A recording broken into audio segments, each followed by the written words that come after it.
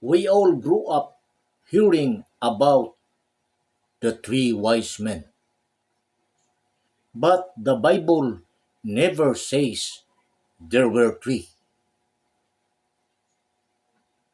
It just says wise men from the east came to Jerusalem. That's it. Could be two or 20.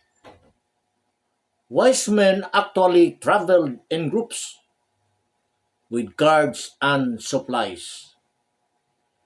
So next Christmas, remember, it was gifts of three, not three wise men. Myth busted. Follow for more biblical truths. Bum.